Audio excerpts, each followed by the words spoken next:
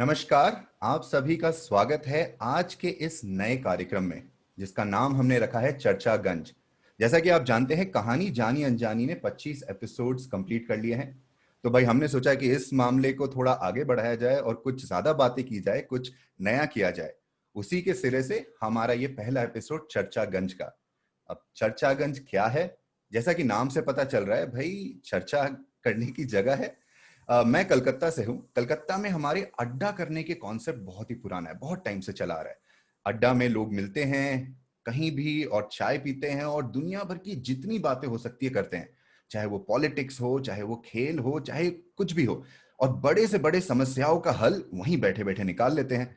तो बस हमने भी सोचा कि हम भी कुछ चर्चा से इसी तरह करें। कुछ अच्छे दिग्गज लोगों को बुलाया जाए और कुछ मीठी मीठी कुछ अच्छी बातें की जाए।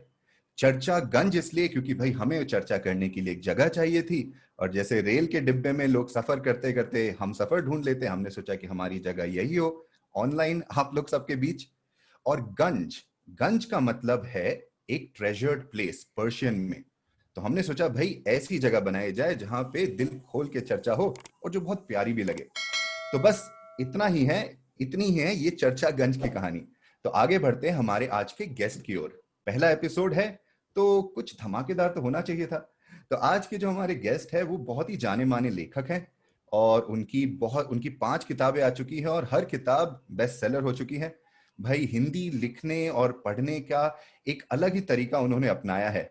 और उनकी हाल ही में एक नई किताब आई है और उनके चाहने वाले इतने हैं कि ऑलरेडी लोग पूछ रहे हैं कि भाई आपकी अगली किताब कब आ रही है। तो भाई पेश है आप लोग के सामने दिव्य प्रकाश दुबे जी। बहुत बहुत धन्यवाद। दिव्य प्रकाश दुबे जी, नमस्कार, वेलकम। नमस्ते नमस्ते, क्या हाल है आपके? सब बढ़िया। कहाँ से बोल रहे हैं आप आज? अभी तो आज तो लखनऊ हूँ। आज लखनऊ में है? मतलब कोविड हो गया है लेकिन आपकी सफर अभी भी चालू है।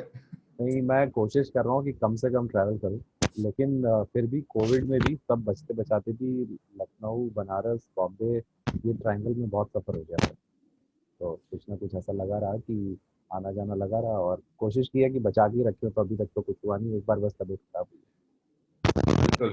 तो आप रहने वाले लखनऊ के ही हो या फिर मुंबई के? क्योंकि मुझे मालूम था कि आप मुंबई में रहते हो। नहीं तो हाँ, मुंबई में मोस्टली जो लोग रहते हैं वो लोग मुंबई के नहीं होते हैं। वो ट्रेन के डब्बे की तरह ही है।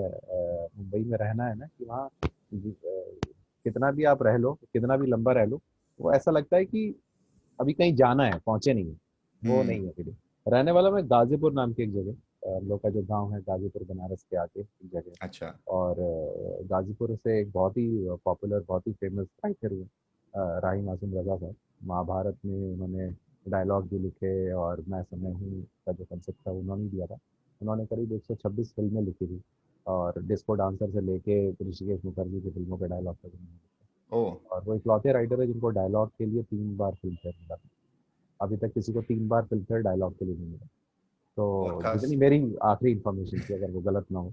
और तो उसी शहर का हूँ आजकल। वो मुख्तार अंसारी की वजह से जाना जाता है। तो तो बहुत अच्छी है। उनके बारे में जो उनकी जो पॉपुलर बातें हैं, पॉपुलर डायलॉग्स है, क्या आप बचपन से ही बोलते आ रहे हैं? नहीं नहीं, मुझे बहुत बाद में पता चला। इनफैक्ट अच्छा। जब जब ये पता चली मुझे बात, जब मैंने हम्म। कॉलेज में पहुंचा, तब मुझे रियलाइज हुआ कि अरे कि राही साहब यहीं के हैं। तो मैं जैसे आखिरी बार अभी जब बनारस गया तो गाजीपुर भी गया था एक दिन के लिए। हम्म। और जब मैं गया तो वो जो यहाँ पे एक वहाँ लंका बस स्टैंड है, जैसे बनारस में भी एक लंका है और गाजीपुर में भी एक लंका है। तो अच्छा। लंका जो बस स्टैंड है गाजीपुर का, मैं वहाँ एक आध मिनट खड़े होकर मैं सोच रहा था। मैं कहा कि यार इसी जगह से राही साहब ने पहले कभी बस ली होगी, इसी हवा में उन्होंने सांस ली होगी। और वो बड़ा इमोशनल रिश्ता है। जैसे मैं राही साहब को मुझे पढ़ता हूँ, मैं इमोशनल हो जाता हूँ।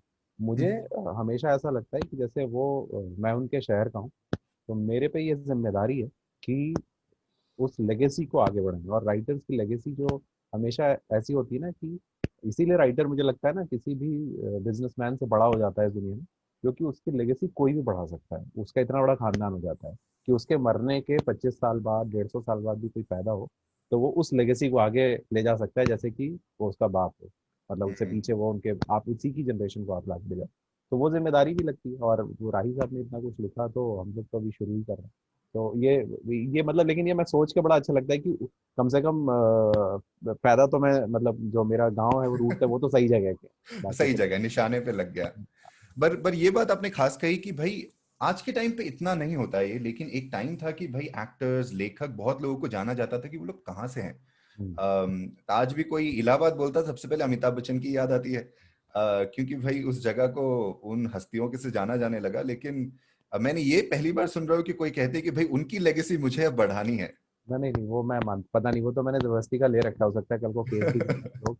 लेकिन ये मैं मानता हूँ कि जैसे किताबों में या राइटर्स में जो, जैसे ना एक वो किस्सा भी है, जो कैच 22 के राइटर थे, तो वो किसी पार्टी में गए, और हम्म। मैं एग्जैक्ट नाम भूल रहा हूँ उनका, लेकिन कैच 22 के जो राइटर थे, तो ये किस्सा बहुत पॉपुलर है कि वो किसी पार्टी में गए और वहाँ पे जैसे सब लोग जब खा पी रहे थे, और इतने में किसी ने उनसे पूछा, क्योंकि बहुत बड़ी पार्टी थी और किसी बहुत बड़े बिजनेसमैन के यहाँ वो पार्टी थी। तो वहां पे उनसे पूछा किसी ने कि आपको ये देखकर, और ये बहुत किसी बहुत बड़े बिजनेसमैन ने वो पार्टी दी थी, तो हम्म। उनसे किसी ने पूछा कि आपको ये देख के कैसा लगता है कि कि जो आपका होस्ट है, वो जितनी देर में आप यहाँ पे जितनी देर में आप पी रहे हैं और जितनी देर के लिए आप आए, उतनी देर में आप लाइफ लॉन्ग जितनी रॉयल्टी कमाने वाले हैं उससे ज्यादा वो कमा लेगा। तो हम्म। ये आपको कैसा लगता है? तो कहता है उसमें तो उन्होंने जो जवाब दिया वो बड़ा ही क्लासिक है। उन्होंने बोला कि मुझ में और इसमें एक फर्क है कि मुझे ये पता है कि how much is enough, I know that he doesn't. तो लवली। जो तो ये जो मुद्दा है ना, कि वो जो लेगेसी वाली जो बात है, वो मैं इस वजह से भी लेता हूँ कि अ, हम हमेशा ना जैसे कि नॉर्मली जो भी आदमी अपने, कोई वकील हो जाए, डॉक्टर हो जाए, कुछ बड़ा ब्यूरोक्रेट हो जाए, वो ज्यादा हम्म। से ज्यादा क्या लेगेसी छोड़ के जाता है? वो या तो एक अच्छा काम करेगा, असली तो वो लेगेसी है, नहीं हम्म। तो एक घर, दो घर, चार घर, 10 घर, 25 घर, जमीन, खेत, ये लेगेसी छोड़ के जाता है। लेकिन राइटर्स जो है या जो भी क्रिएटिव लोग हैं, वो ये लेगेसी भी छोड़ के जाते हैं कि आने वाली जनरेशन के एक लोग तैयार होंगे जो उस काम को आगे बढ़ाएंगे, जो वो कर बिल्कुल। रहे थे। तो वो मुझे लगता है कि इस वजह से ही ना जो ये टाइमलेसनेस आ जाती है राइटर के पास में, अगर वो थोड़ा सा भी ठीक है, तो वो बहुत पावरफुल बात है कि आप केवल अपनी जनरेशन को इंस्पायर नहीं कर रहे, आप उससे आगे उस टाइम को क्रॉस करके इंस्पायर कर रहे हो। जैसे अब कोई भी इस दुनिया में शांति की बात करे, तो हम्म। मुझे नहीं लगता है कि वो गांधी को इग्नोर करके शांति को की बात कर सकता है। चाहे वो जॉन लेनन हो, चाहे वो मलाला, अगर मैं गलत नाम हम्म। नहीं ले रहा हूँ तो कोई हम्म। भी, तो नहीं वो नहीं, गलत लेगेसी। नहीं। नहीं हाँ तो फिर तो दूसरी बात ये हो जाती है, तो फिर एक तरह से आप कह सकते हैं कि आप जो अभी लिख रहे हैं, आप जिस तरह का लेखन डाल रहे हैं, आप भी शायद आने वाले लेखकों के लिए एक लेगेसी तैयार कर रहे हैं। तो क्या वो भी एक प्रेशर है कि नहीं, वो तो आने वाले लेखकों के हाथ में है, वो क्या नहीं नहीं करना नहीं, वो चाहे। वो आने वाली दुनिया देखेगी। असल में जिसने भी ये सोचा होगा ना कि मैं लेगेसी तैयार करूंगा, वो कभी लेगेसी तैयार नहीं कर पाता। एकदम। मुझे तो यही लगता है कम से कम, क्योंकि आदमी को ये पता भी नहीं होता ना कि आगे क्या होगा। वो जो समय है बस उसमें जो मैक्सिमाइज कर रहा होता है उसको, कि जो भी लिमिटेड टाइम आपके पास है वो उसमें आप ज्यादा से ज्यादा क्रिएट कर लो। क्योंकि अगर ये सोच के लोग करने लगे ना, तो वो दूसरी चीज करते हैं। जैसे तुम हम्म। देखोगे मंदिरों में जाओ या उसमें जाओ, तो वहां पे लोग चाहे मथुरा चले जाओ, चाहे कहीं पे भी चले जाओ, तो लोग अपने खानदान के नाम का पत्थर लगवा देते हैं, है ना? हम्म। जिसकी कीमत होती है 16,000 रुपए, हम्म। 12,000 रुपए, 20,000, 25, वटेवर, है ना? ये बहुत ही सस्ता तरीका है लेगेसी छोड़ने का, है ना? मतलब वहां हजारों पत्थर में कौन आके ढूंढेगा? और आप इस बात का बोले, क्योंकि आप जब एक चीज कम हो जाती है, तो उसको पैसे से पूरा करने की कोशिश करते हैं, है ना? बिल्कुल। मैंने तो बचपन, जब मैं गया हूँ बचपन में मंदिरों को देखा, तो वहां पे वो लगा रहता था कि शिलान्यास भाई फलाने, और ये पत्थर भाई ये और ये और वो मतलब बहुत ही चीप तरीका है करने का ना। ये भी क्या लेगेसी हुई यार, मतलब कि आप बिल्कुल। एक बचपन उसको से छोड़ के जाओ। बचपन से हम हाँ, देखते आ रहे कमरे हैं लोगों के नाम पे, कि भाई कमरे ये कमरा इन्होंने बनवाया था, ये कमरा हमारे हाँ, दादाजी ने बनवाया था। चाहे आप सालों से गए भी नहीं है, कौन रहता है पता नहीं, हाँ, लेकिन पता है। उस मंदिर में हमने वो कमरा बनवाया हाँ, था। हालांकि ये थॉट वाइज बहुत अच्छा है कि बहुत अच्छा है। लोग ये सोचते हैं कि हाँ हम्म। हम ये दें, लेकिन जिस मोमेंट, अब जैसे क्या है कि आप सोचते हो कि हमने तो सब दान दे दिया, है हम्म। ना?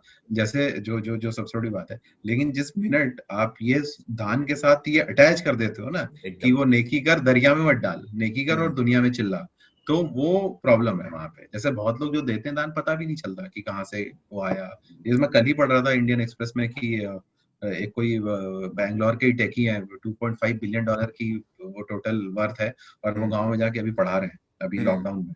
तो अच्छा। मुझे लगता है कि वो आदमी बिना शोर मचाए कर रहा था, मीडिया पहुंच गया वो बात अलग है, लेकिन वो वो असली इस दानी वजह है। से, हाँ, वो इस वजह से थोड़ी ना कर रहा था कि आके मीडिया में नाम आएगा, वो इररिलेवेंट हो जाता है ना उस पॉइंट के बाद में।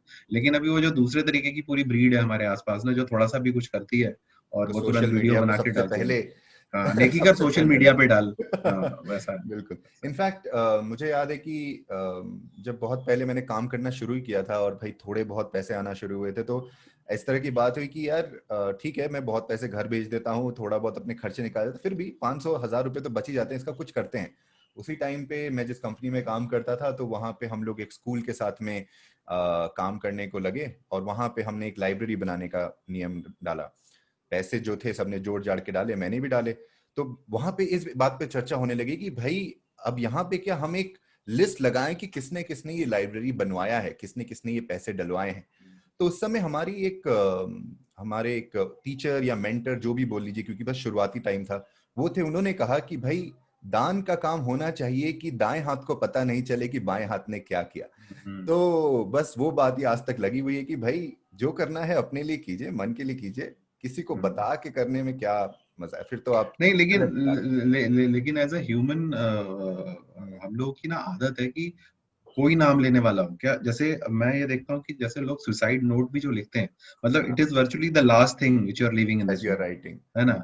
है ना? वो आप लिख रहे हो और फिर भी आपको उम्मीद है कि सुसाइड लेटर कोई पढ़ के कुछ रिएक्ट करेगा।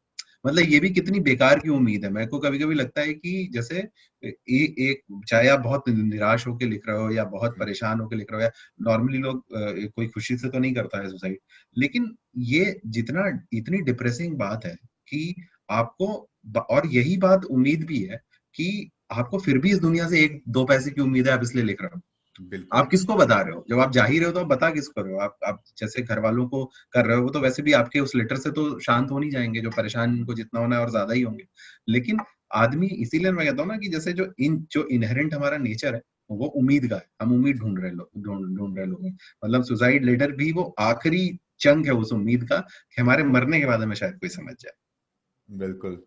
देखिए, चर्चा करते करते कहां से कहां पहुंच गए हम।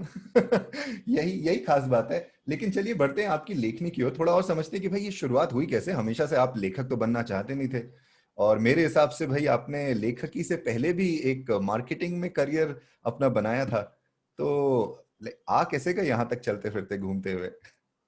नहीं तो ये जो लेखन वाला जो काम है, ये कॉलेज में जब मैं था तो कॉलेज में एक वो आइडेंटिटी क्राइसिस थी मुझे बहुत ज्यादा, कि अच्छा। मैं क्या कर रहा हूँ। मतलब जैसे जो एक सवाल होता है ना कि हम क्या कर रहे हैं, व्हाई आर वी हियर।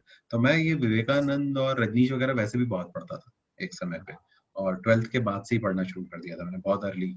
और तो ये मेरे को 2 साल जब मैंने इंजीनियरिंग की तैयारी के नाम पे घर वालों को एक तरीके से ये बताते रहा कि मैं तैयारी कर रहा हूँ, और उतने अच्छे से तैयारी जब नहीं कर रहा था, तो किसी तरीके से एक प्राइवेट कॉलेज में पहुंचा। वहां पे भी यही दिमाग में था कि अरे हम क्यों हैं, क्यों कर रहे हैं इंजीनियरिंग, या क्योंकि मेरे घर वालों ने कोई प्रेशर नहीं दिया था मुझे कभी भी कुछ करने का। वो तो मैंने एक सोशल प्रेशर ले लिया था कि अरे सब दोस्त तो ये करने की कोशिश कर रहे हैं, तो हम भी क्यों पीछे रहें, छूट ना जाए, फियर ऑफ लूजिंग आउट जो होता है ना, फियर ऑफ मिसिंग आउट। तो वो करने के चक्कर में पहुंच गया। तो वहां पे भी यही था। लेकिन जब आप उस समय, जो 2003-4 की मैं बात बता रहा हूँ, कि उस समय कोई ज्यादा एवेन्यूज नहीं थे, और आपको जब अपने आप को कोई भी ढूंढने चलता है या अपने आप के बारे में थोड़ी सी भी खोजबीन करता है, तो पहले तो वो बाहर ढूंढता है उसको, कि हम्म। वो विवेकानंद पढ़ ले या रजनीश पढ़ ले या कुछ भी इस दुनिया का कोई भी बुद्ध को पढ़ ले, या कोई बाबा महात्मा जो भी मिल जाए उसको। जैसे हम लोग का तो कॉलेज भी हरिद्वार के पास में था, रुड़की में था मैं, तो वहां से एक रुड़की के प्राइवेट कॉलेज में था, तो वहां से हरिद्वार बहुत पास था। तो तमाम अतरंगी बाबा लोग वहां दिख जाते थे हरिद्वार में अक्सर जाने पे, जब हम पूड़ी खाने जाते थे। लेकिन अल्टीमेटली जो अंदर की लड़ाई है ना कि आप हैं कौन, वो बाहर उसका जवाब है नहीं। वो और जवाब अंदर भी है, ये बात जानने के लिए आपको बाहर भटकना पड़ता है ना? तो ये बाहर भटके बिना आप अंदर की तरफ पहुंचते नहीं है।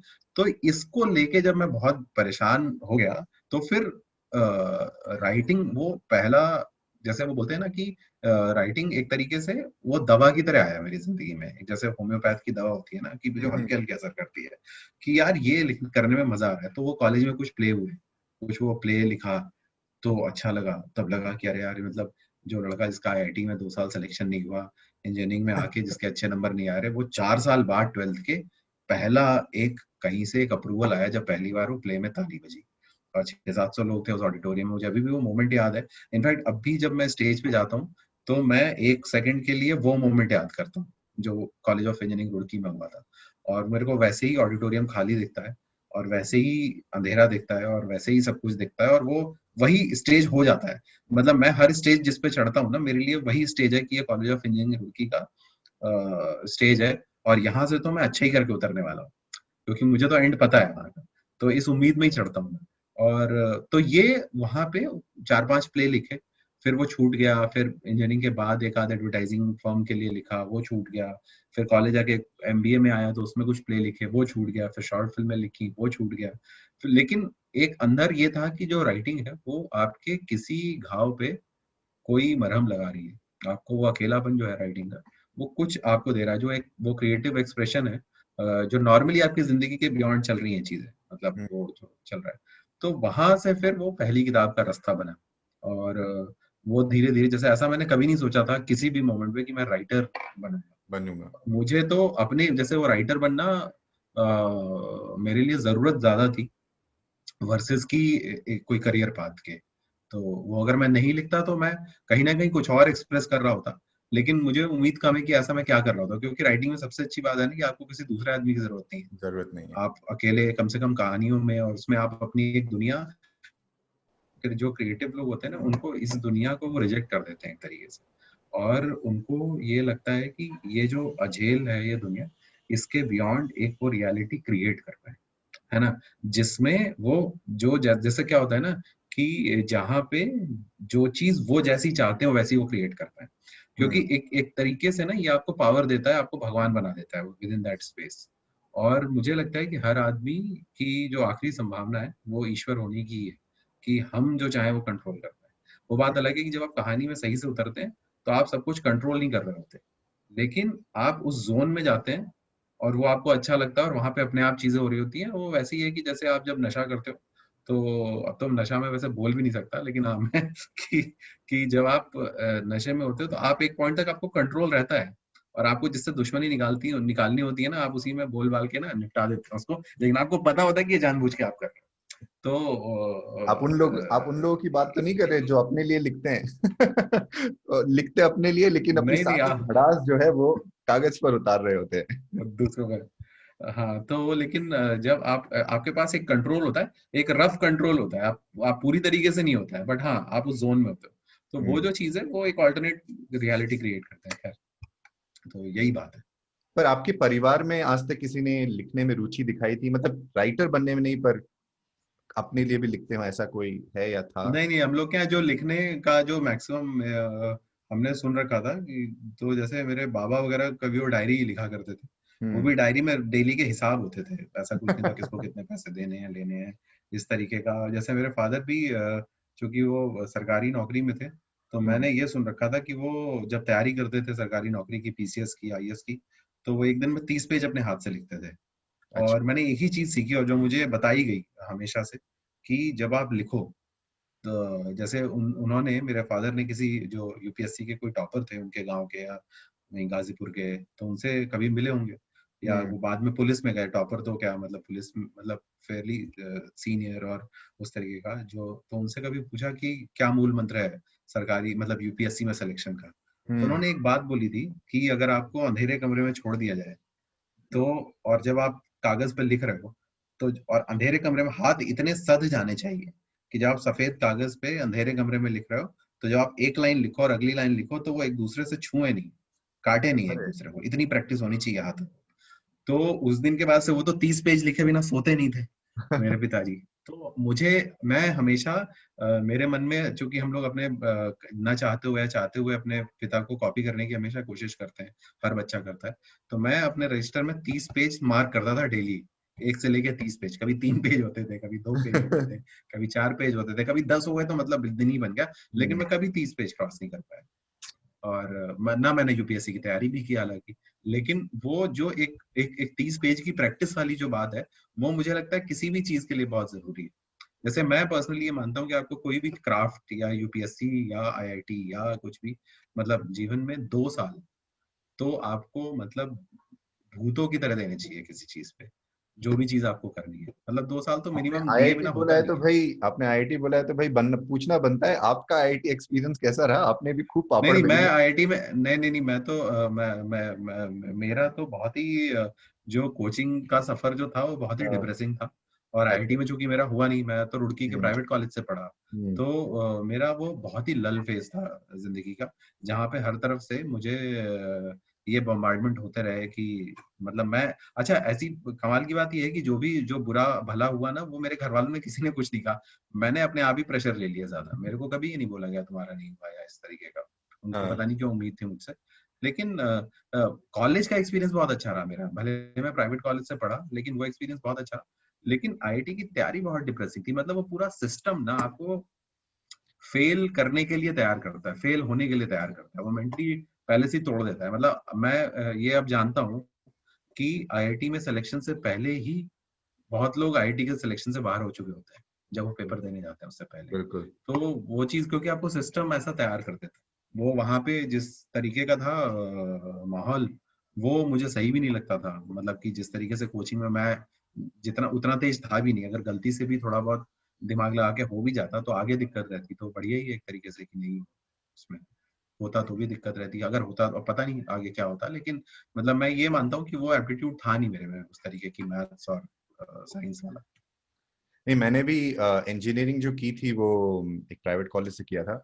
और उस समय मैं बहुत मुझे बहुत बुरा लगता था कि भाई मेरे परिवार जो है, मेरे परिवार में सब कोई दुकानदारी, रोज का बिजनेस, सुबह जाओ दिन दिन भर कस्टमर के साथ डील करो, रात में आओ। किसी ने पढ़ाई पे ज्यादा कभी जोर नहीं दिया, ध्यान नहीं दिया। तो उन्हें नहीं मालूम था कि ये कंपटीशन एग्जाम, आईआईटी वगैरह क्या होता है। तो हम पर, बच्चों पर कभी ऐसा प्रेशर नहीं बना कि तुम इस एग्जाम के लिए लिखो, तुम उसकी तैयारी करो, वो कर रहे हो। हाँ, बाद में बहुत साल बाद में एमबीए कर लो, एमबीए कर लो जरूर सुना है हमने, क्योंकि भाई दुकान में कोई ना कोई कस्टमर आके बोल देता था हमारा बच्चा एमबीए कर रहा है और इतना ज्यादा कमा रहा है। लेकिन उस समय लगता था कि यार हमारे माँ बाप को पता क्यों नहीं है, क्योंकि हमें भी उतना ज्ञान नहीं हो पाया कि भाई हम आईआईटी की तैयारी कैसे करें या क्या करें। अगर उन्हें पता होता तो शायद हमारी तैयारियां बेटर होती। लेकिन बाद में सोच के लगा कि अच्छी बात है यार, हम कभी उस प्रेशर के दौर से गुजरना ही नहीं पड़ा। हमें शुरू से ही मालूम था कि भाई हमारे बस की बात नहीं है, तो हमने जोर नहीं दिया और हम पे किसी ने जोर नहीं दिया। हम्म। तो बस उस चक्कर में निकल पड़े। तो नहीं प्राइवेट नहीं, कॉलेज बहुत से। अच्छा है, ऐसे घर वाले हो तो क्या बात है, मतलब अगर उनको ना पता, ब्लेसिंग इन डिसगाइज है ना ये तो। ये एकदम वैसे ही है ना, एकदम। जैसे लेकिन लेकिन जो मैंने कई आपने बार कहा क्या। हाँ लेकिन तो हाँ आपने कहा ना बात कि भाई हम अपने ऊपर ही खूब प्रेशर ले देते थे, वही वाली हाँ, बात है। उस टाइम पे हमने अपने पे प्रेशर ले लिया कि भाई हमारे माँ बाप ने इतनी मेहनत करके खुद पढ़ाई नहीं की, हमें आगे बढ़ाया है, तो भाई हमें तो कुछ करना चाहिए जिनसे उनका जी सिर ऊंचा हो। उन्होंने जी कभी आगे बढ़कर नहीं कहा कि बेटे सर पीट के अपनी जान जोखिम में डाल के पढ़ाई करो। तो हाँ, प्रेशर जो है ज्यादातर आईआईटी का जो आज भी बहुत बच्चे लेते हैं, वो ऑफ कोर्स पेरेंट्स और आसपास के लोगों का हाथ तो होता है हमेशा। कोई ना कोई ऐसा होता है जो बोलता है कि भाई आपका बेटा क्या कर रहा है आजकल, तो प्रेशर बन जाता है। हाँ। लेकिन ज्यादातर बच्चे खुद ही प्रेशर लेते हैं। और जैसा कि आपने कहा, सिस्टम सिस्टम ही कुछ ऐसा डिजाइन किया गया है कि भाई कैसे लोगों को इतना तोड़ दिया जाए कि या तो वो उससे किसी तरह से निकल के भागे, या फिर वहीं पे दावा, हम्म, हथियार डाल दे और बोले कि भाई हमारे बस कुछ की बात नहीं। बात नहीं, करेक्ट करेक्ट करेक्ट। ये तो तो है ही है। इंजीनियरिंग से क्या, उसके बाद में कॉलेज प्लेसमेंट और नौकरी? इंजीनियरिंग से तो हमारे यहाँ जो सबसे अच्छी बात थी हमारे इंजीनियरिंग कॉलेज की, हमारे यहाँ से किसी की नौकरी नहीं लगती थी। कौन सा आपने कॉलेज का नाम बताया था, कौन सा कॉलेज था? कॉलेज ऑफ इंजीनियरिंग रुड़की, तो 2005 में तो किसी की नहीं लगती थी।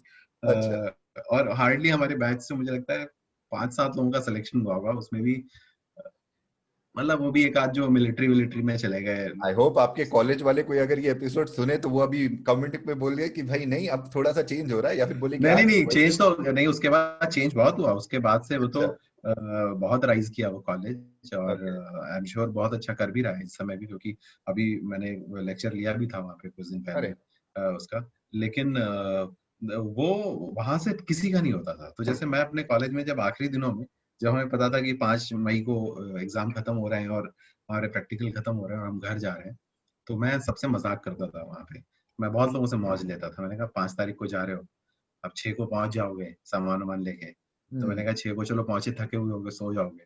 हम्म। सुबह उठोगे 7 तारीख को, सुबह उठ के चाय वाय पियोगे, अखबार पढ़ लोगे। इतने में पड़ोस वाली आंटी आएंगी और पूछेंगी बेटा इस बार कॉलेज की छुट्टी कितने दिनों की है। तो मैं उनसे लोगों से पूछा करता था कि अब पड़ोस वाली आंटी आएंगी तो उनको क्या बताओगे। मतलब कि कितने दिन की छुट्टी है इस बार की। और मेरे को ऐसे 10 लोगों के फोन आए कि दुबे जी हम घर पहुंच गए हैं, अखबार पढ़ लिया है, चाय पी ली है और पड़ोस वाली आंटी का इंतजार कर रहे हैं कि भाई इज्जत हो जाए। तो कभी तो किसी वो ने पलट के लेकिन नहीं पूछा कि यार तुम क्या बताओगे? नहीं नहीं मेरा तो बिल्कुल सिंपल था ना कि मतलब जैसे इस मामले में मैं बहुत श्योर था कि जैसे जो ये मास जो दुख होता है ना, जब हर आदमी पे पड़ता है तो वो दुख नहीं रह जाता।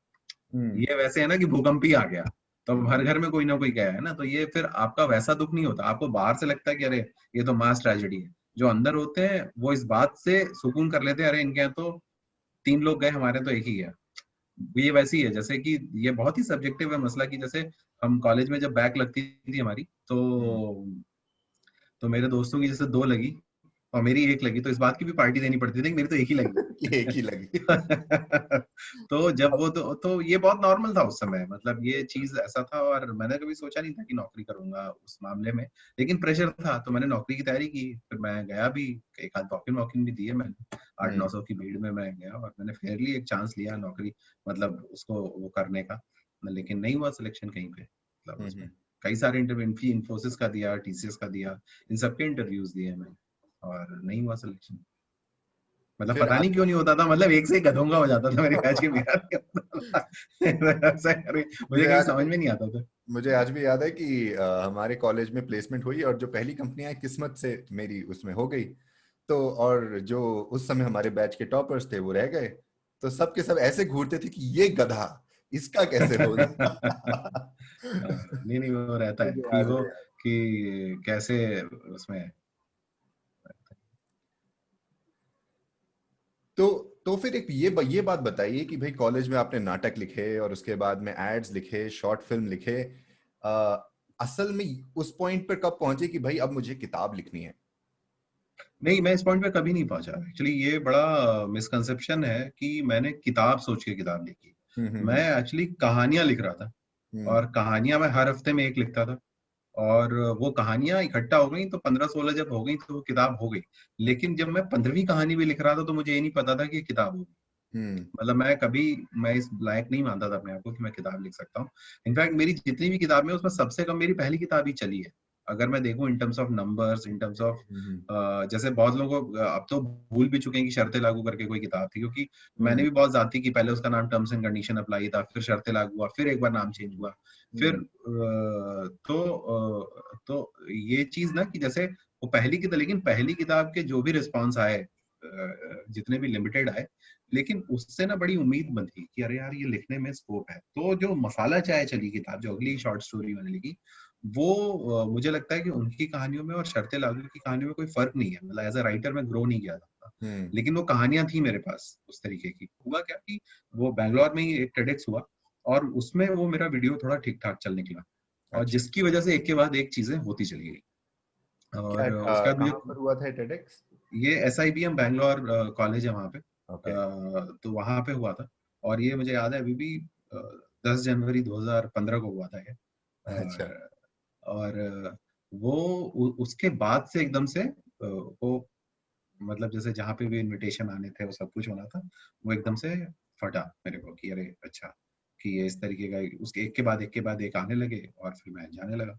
लेकिन उसके बाद एक पॉइंट पे बाद उससे भी मन भर गया मेरा, कि जब आपको लोग बुला के फिर इम्पोर्टेंट फील कराते हैं, हम्म वो फिर मुझे लगने लगा कि ये सब ज्यादा हो रहा है। तो फिर मैंने एक पॉइंट के बाद, जैसे वो 2-3 साल वो फेज चला ऐसा, फिर वो भी अब बहुत बंद कर दिया उसमें। हम्म क्योंकि मुझे लग रहा था ना कि ये जो जो लिटफेस्ट का माहौल था, एकदम से हम्म। लिटफेस्ट ग्रो कर रहे थे, जो मेरा हर ग्रोथ हुआ वो हर लिटफेस्ट के तरफ साथ नए हुआ। नए लिट फेस्ट आ हाँ रहे थे और हाँ, बहुत ज्यादा। लिटफेस्ट आ रहे थे और ये सब हो रहा था। तो फिर मैंने फिर एक पॉइंट के बाद फिर पैसे मांगना शुरू कर दिए हम्म लिटफेस्ट से और हर जगह से, कॉलेज से, ये वो। तो वहां पे मैं कहानियां सुनाने लगा, तो जो हम्म पैसे देता था वहां मैं चला जाता था। तो उससे हुआ हम्म। क्या कि जो 10 जगह आपको जाना पड़ता था, वो घट के 4 रह गई या हाँ, तो 3 रह गई, क्योंकि हम्म। और तो इस मामले में वो चीज फिर ऐसी रहेगी कि आपको वो जो अटेंशन लगा कि अरे मिल नहीं रहा था, फिर ज्यादा मिलने लगा, तो फिर आप खुद ही अपने आप को रिस्ट्रिक्ट कर लेते हो कि नहीं, ये भी रियलिटी चेक होना चाहिए, सही नहीं है इस तरीके का। उससे एक ये बात भी हो जाती है कि भाई फिर आप वहां जा रहे हो जिनको सिर्फ आप ही चाहिए। एक हो जाता है ना कि भाई हमें एक हाँ लेखक हाँ चाहिए, से हो जाता है कि हाँ भाई हमें दिव्य हाँ प्रकाश दुबे जी चाहिए हाँ हमारे हाँ हाँ इवेंट हाँ में। और हाँ, बहुत लोग कतराते हैं ऐसा करने से, लेकिन मुझे लगता है कि यार एक पॉइंट पे आके आपको सोचना पड़ेगा, प्रैक्टिकल होना पड़ेगा कि कैसे रहा नहीं वो जाए। आपका, हाँ, क्योंकि कई बार ऐसा हुआ ना उसमें कि हम्म, मैं पता चला एक वीकेंड पे कहीं जा रहे हैं, अब पता चला कि यहाँ से बिट्स पिलानी जाना है हम्म, बॉम्बे से, मान लो, हम्म, तो आप बिट्स पहले जयपुर लैंड करोगे, जयपुर के बाद 5 घंटे गाड़ी लोगे, जाओगे। वहां पहुंचोगे, वहां 1 घंटे बोलोगे, उसके बाद फिर वही रास्ता वापस, आपके 2 दिन चले जाते हैं। और हम्म, 2 दिन जाने में आप कुछ क्रिएट कर सकते थे, मैं तो कहानी लिखने में ज्यादा समय नहीं लेता, तो वो लगता था कि ये टाइम जा रहा है तो उसकी वैल्यू होनी चाहिए, तो बिल्कुल। इसलिए फिर मैंने वो किया। और खास करके लिट फेस्ट में मैंने फिर एक दो चीजें छोड़ दी, कि जैसे मैं कभी भी अब पैनल डिस्कशन में नहीं बैठता, क्योंकि मुझे लगता था वो टाइम वेस्ट हो रहा है मेरा, हम्म, कि और वही या तो हाँ में हाँ मिलाओ, या फिर ना अगर करनी है तो फिर वो लॉजिक दो, तो मुझे वो पूरी लड़ाई फ्यूटाइल लगती थी यार, हम्म, अब कौन भिड़े जाके इनसे। तो मैं कोशिश करता हूँ, एक दो बार गलती से फंस जाता हूँ तो फंस जाता हूँ, लेकिन कोशिश ये रहती है कि जो बात कहनी है, अगर 1 घंटे के लिए आप बोलने गए तो वो बात बोल पाओगे, आपको बोलनी, अनलेस कि आप शुरू में जब लगता है ना, शुरू में आप ये नहीं अफोर्ड कर सकते, तो आपको लगता है कि बस बुला लिया जाए, वो फोटो खिंच जाए और हम सोशल मीडिया पे डाल दें। बहुत सारे नए राइटर्स का ये होता है, जैसे मैं देखता हूँ बहुत सारे लोग जो मेरी टाइमलाइन पे हैं, जो पहली किताब लिखते हैं और वो किताब नहीं चलती तो हम्म, दूसरी किताब नहीं लिखते, और मुझे लगता है यही सबसे बड़ी गलती हो यही सकता है। सबसे बड़ी गलती है। हाँ, क्योंकि लेकिन पहली किताब की बात कर रहे हैं तो मेरे ख्याल से एक बात पहली किताब लिखने से पहले की वो ये हो जाती है कि भाई आपको पहली किताब अपनी छपवाने में कोई दिक्कतें हुई, क्या हुआ, उसका सफर कैसे रहा? क्योंकि बहुत लोग इसी चक्कर में रह जाते हैं कि भाई हमारी कितने लिख तो कुछ दी है, लेकिन अब छापेगा कौन, भेज तो दिए हमने 2-3 जगह। तो बहुत लोग, आप जो बोल रहे पहली किताब नहीं चलती तो नहीं लिखते, हम मैं तो कहता हूँ बहुत लोग लिखने के बाद में इस चक्कर में ही आगे नहीं बढ़ते कि यार छापेगा कौन। हम्म, तो जो मेरे साथ एक्चुअली बहुत उल्टा रहा, कि जो पहली किताब थी, मुझे ना किताब छपवाने में कोई ऐसा दिक्कत नहीं हुई, तो जो हम्म, मेरे पब्लिशर हैं भी और जो लगातार रहे, वो उन्होंने तब नया नया ही कहानियां छापना शुरू किया था, वो हम्म, उससे पहले वो केवल सेल्फ पब्लिश करते थे कविताओं की किताबें। अच्छा, और मुझे ये कभी कोई भ्रम नहीं था दिमाग में कि जो एस्टैब्लिश पब्लिशर है हिंदी के, वो मेरे को कभी नहीं छापते उस समय, क्योंकि हम्म, हिंदी में तब वो जो मैगजीन में छपते थे लोग, फिर आप इनसे बुलवा दो, उनसे कर दो, एक अजीब ही घालमेल चल रहा था वहां पे। हम्म, और वो मेरा तरीका ना, मेरे पास एक तो टाइम था ना, मैं दिल्ली में था, तो हम्म, ये सब मैं करने का ना मेरे पास समय था, और ना मुझे ये इम्पोर्टेंट लगता था, क्योंकि जिन राइटर्स को मैं फॉलो करता था उन लोगों ने कभी इस पूरे गढ़ को ना माना नहीं, और मैं उन्हीं को ही आइडियल मान के चलता रहा, मैंने इस बात की परवाह नहीं की कि मैं किसी को हिंदी में जानता हूँ या नहीं जानता हूँ। तो ये हम्म, वैसे ही था, जैसे ये पूरा अप्रोच वैसे ही था जैसे 96 के वर्ल्ड कप में श्रीलंका का था, कि वर्ल्ड कप शुरू होने से पहले श्रीलंका की टीम के प्लेयर्स के नाम कोई नहीं जानता था एक दिन पहले तक,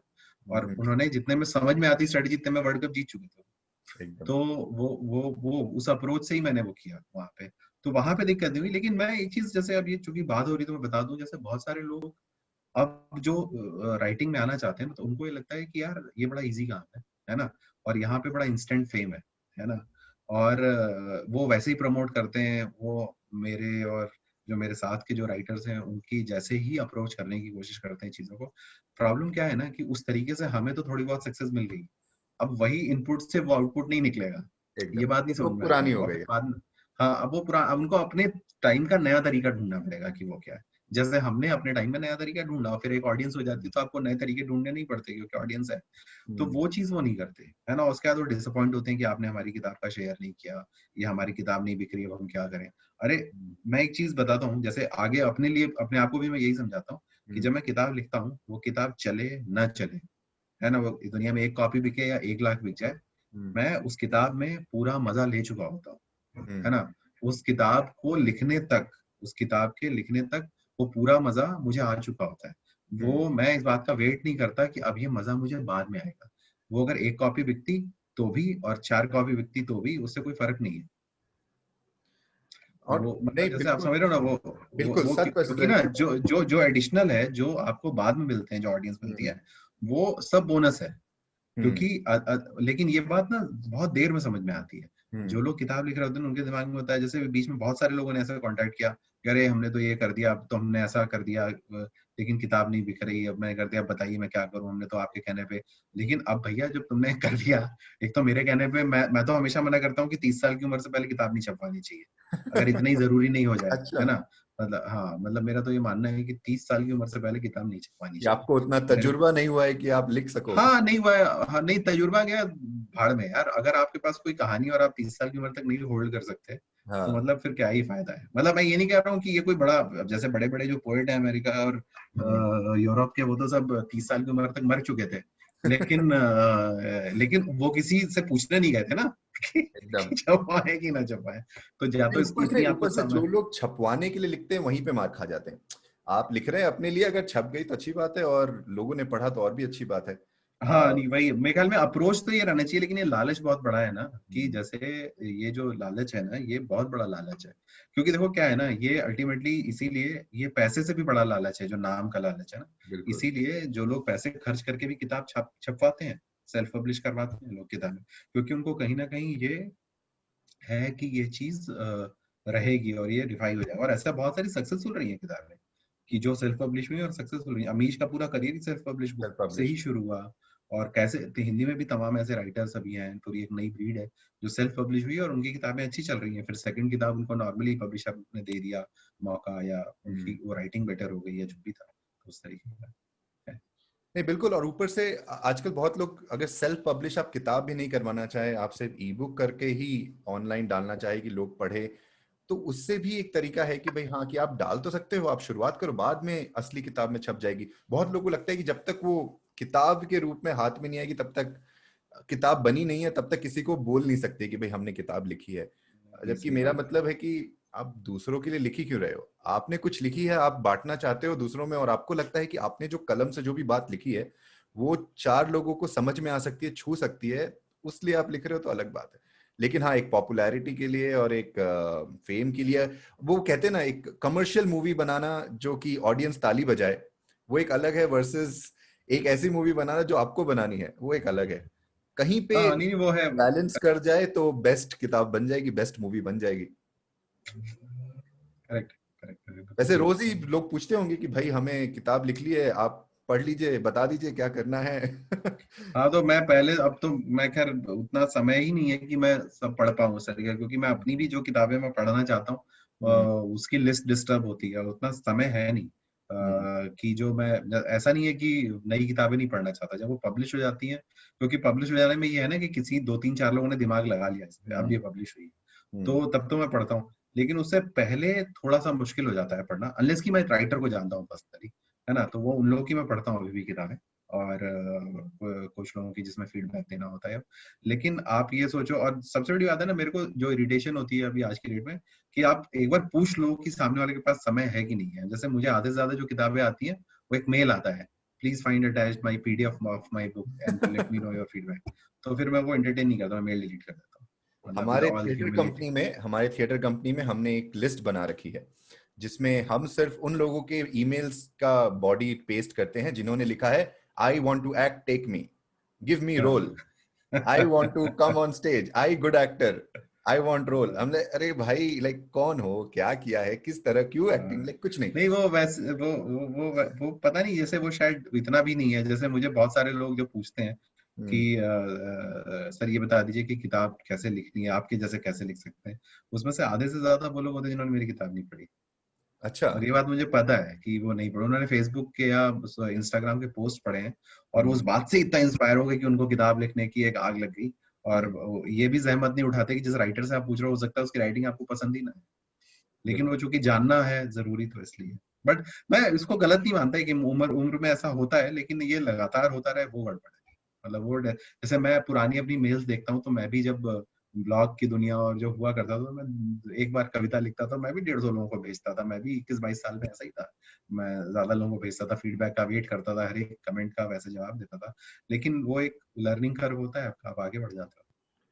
लेकिन एक और बात ये भी आती है कि यार, इतने लोग लिखते हैं हिंदी में, ठीक है, और आज के टाइम पे क्योंकि अब हिंदी है, लोग जो कुछ लोग हद तक लोग पढ़ भी रहे हैं, और आपके जैसे और लेखक हैं, युवा लेखक है जो पॉपुलर हो भी रहे हैं, तो बहुत लोग कोशिश करें कि भाई हम भी लिखें।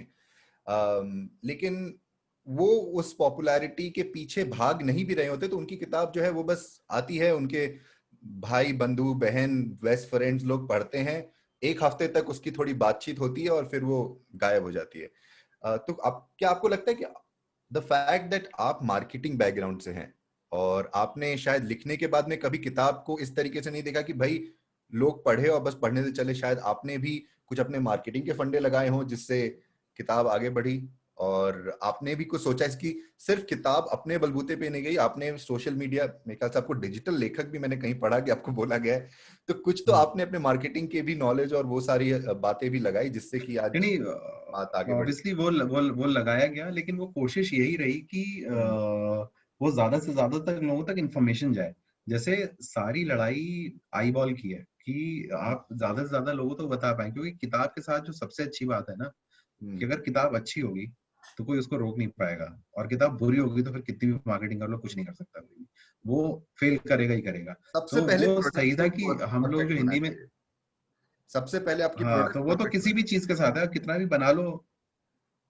हाँ तो वो चीज है, अब आप प्रोडक्ट को लेके श्योर हो तो फिर आप मार्केटिंग करते हो तो फायदा मिलता है। लेकिन वही वाली बात है, आप प्रोडक्ट को लेके श्योर नहीं हो और चाहिए। आप मार्केटिंग करोगे, या आप मार्केटिंग को लेके श्योर नहीं हो और प्रोडक्ट अच्छा है, तो भी नहीं जाएगा कहीं पे।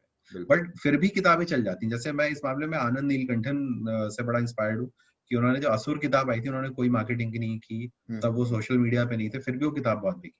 हम्म। और उसके बाद से वो पिक करता गया। तो बहुत एंटी थ्योरी है जो हम कर रहे हैं, वो सोशल मीडिया पे बाद में आया, चौथी किताब के बाद आया, वो तीसरी किताब के बाद है। और किताबें बिकती हैं, उनकी बाहुबली का प्रीक्वल वो उन्होंने लिखा है अभी, और वानरा करके किताब लिखी है। लेकिन जो ये बात है ना कि वो नहीं होगा और फेल कर जाता है, असल बात क्या होता है ना, मुझे लगता है कि पहले जो भी लोग आते हैं ना, वो लोग श्योर होके नहीं आते। बहुत सारे लोग राइटिंग में जो आते हैं हम्म। कि उनको चाहिए क्या, उनको करना क्या, उनका ऑब्जेक्टिव क्या है। अब हम्म। कई बार जैसे मुझे बड़ा दुख होता है कि आप 1 साल का गैप लिए हो, आप घर में बता रहे हो आप बैंक पीओ की तैयारी कर रहे हो, यूपीएससी की तैयारी कर रहे हो, और उस दौरान आप किताब लिखने लगते हो, तो मतलब एक तरीके का धोखा है ये। एकदम। क्योंकि अगर आप यूपीएससी की तैयारी के दौरान आप किताब लिखने का अगर सोच रहे हो, तो या तो आप श्योर हो, है ना, कि आप यूपीएससी से ज्यादा कोई चीज ऐसी है जो आपको दे रही है मीनिंग आपकी जिंदगी को, है ना। अगर इतना श्योर हो तो आप किसी से पूछोगे नहीं, किसी दिव्य प्रकाश या निखिल सचान या सत्यव्यास या अनिल उत्पल से, किसी से आप नहीं पूछोगे। हम्म। लेकिन अगर आप उसको लेके श्योर नहीं हो, फिर आप यूपीएससी की तैयारी भी कर रहे हो, फिर नहीं होगा तो परेशान भी हो रहे हो, तो वो बात ठीक नहीं है। और एक तरह से तो आप मतलब वो दोनों के साथ ही धोखा कर रहे हो, यूपीएससी के साथ भी और अपने लिखने के साथ यूपीएससी अपने साथ भी और घर वालों के साथ अलग की, मतलब यूपीएससी की भी। घर तैयारी। वालों को तो अगर आप इतना ही बहुत लोग एक बार साइड में हाँ कर देते हैं कि हाँ उनको देख लेंगे बाद में, पर पहले तो भाई जिस जो दो नहीं चीज लेकिन आपने हाँ तो मतलब अगर यूपीएससी, जैसे मैं देखता हूँ अगर कोई फेसबुक पे भी कोई फ्रेंड रिक्वेस्ट जब आता है और मैं देखता हूँ यूपीएससी एस्पिरेंट लिखा रहता है, तो मैं ऐड ही नहीं करता, नॉर्मली मैं ऐड क्यों नहीं करता। क्यों मैंने इसके क्यों पास अपना टाइम कहाँ जिंदगी है, खराब करे। मैंने कहा इसके पास टाइम कहाँ है, हाँ मतलब इसके पास टाइम क्यों है, और कहीं ऐसा ना हो कि मेरी कोई बात पढ़ के ये इंस्पायर हो जाए। मतलब असल बात हम्म। क्या है ना, कि जैसे हर आदमी गौतम बुद्ध बनने को तैयार बैठा है, पूरी दुनिया छोड़ के जाने को, है ना। लेकिन बात यह है ना कि गौतम बुद्ध उस मोमेंट जब आता है ना, जब जैसे मैं इस पे बड़ी एक बार डिबेट हुई मेरी, कि जब गौतम बहुत सारा जो गौतम बुद्ध के अगेंस्ट में जो लॉजिक लगाते हैं लोग, कि वो ये है कि अपनी बीवी और बच्चे को छोड़ के वो घर से चले गए, और असल में ना जो जिस आदमी ने छोड़ा, वो सिद्धार्थ बचा ही नहीं था, वो गौतम बुद्ध हो चुका था उस घर में रहते हुए, है ना। हम्म। वो रहता तो और परेशान करता अपने घर वालों को, है ना। तो वो जब बाबा हो ही गए थे तो निकल गए। लेकिन अब होता क्या, आप लॉजिक लगाते हो कि नहीं वो तो अपने बीवी बच्चों को छोड़ दिया और वो जंगल में गए, तब उनको ज्ञान प्राप्त हुआ। ये इस बात के चांसेस बहुत कम है। वो जब वो इररिलेवेंट हो गए होंगे उस घर में, तब वो निकल ही गए अपने आप से। वो जैसे पत्ती टूट जाती है ना जब पक जाती है, तो वैसा था। लेकिन अब आप यहाँ पे सोचते हो कि हम गौतम बुद्ध हो जाएं, लेकिन आप लॉजिक लगाते हो कि नहीं बीवी बच्चों को भी नहीं छोड़ना, तो फिर ऐसा थोड़ी नहीं होता वो असल में हमारी बचपन से ही आदत है ना कि हम रिवर्स इंजीनियरिंग करते हैं हर चीज को। है। भाई हाँ इनकी किताब चल पड़ी, अच्छा ये आईआईएम के हैं तो हर आईआईएम का बंदा लिख सकता है, राइट। हाँ अच्छा ये जो है ये स्ट्रगल करके इतने बड़े एक्टर बने हैं तो स्ट्रगल पहले करना पड़ेगा फिर एक्टर बन सकते हैं। हाँ हाँ, तो रिवर्स इंजीनियरिंग में ही लोग रह जाते हैं और एक्चुअल मुद्दा जो रह जाता है कहीं का और। Right right right right. तो ये बताइए भाई कि ये नई वाली हिंदी क्या है यार, लाइक क्या है ये मार्केटिंग है या इस असल में कुछ इस है बात इस या इस बात का मैं इतनी बार जवाब दे चुका हूँ, लेकिन अरे मतलब क्या है, मतलब मैं ये नहीं पूछ रहा हूँ, समझाइए मुझे क्या है। मैं पूछने की कोशिश कर रहा हूँ कि भाई इसके पीछे क्या है, मार्केटिंग का कॉन्सेप्ट है ए, ए, ए, या एक एक लिखने का तरीका है। एक ये चाल है हम लोगों की, हिंदी को पॉपुलराइज करने की। हाँ। नई वाली हिंदी एक्चुअली ना, एक जो हिंदी का जो मुझे लगता है विश्वास एक चला गया था, जो यंगस्टर्स ने उस पर विश्वास करना बंद कर दिया था कि वो नई किताबें हिंदी की पढ़ें। हम्म। उस विश्वास को, और खास करके उन लोगों के बीच में जो हिंदी नहीं पढ़ के, जिनकी स्कूलिंग हिंदी में नहीं हुई है, खास करके उन लोगों के बीच में जो एक हिंदी को लेके विश्वास आया, या जो नई जनरेशन है जो पहले सोचती थी कि वो अंग्रेजी में लिखेगी, ये अपनी पहली किताब जो वो उन्होंने हिंदी में अब ये सोचा है कि वो हिंदी में लिखेंगे। ये जैसे ना वो साडा हक करके है ना, कि वो पंजाब में वो जो नारा चला, तो वो नई वाली हिंदी अपने आप में एक नारा भी है, अपने आप में हमारा विजन भी है, और अपने आप में ये एक हमारी बेचैनी भी है कि एक हिंदी को नए तरीके से देखने की जरूरत थी। क्योंकि नई वाली हिंदी में बहुत सारा जो उसको बहुत ही ये मानना कि इसमें केवल हम अंग्रेजी शब्दों का प्रयोग कर रहे हैं तो वो भी ठीक नहीं है। उसके बहुत बियॉन्ड है, अंग्रेजी शब्द हिंदी में पहले से यूज हो रहे हैं, और वो प्रेमचंद से लेके अज्ञे से लेके रेणु से लेके हर किसी ने यूज किए।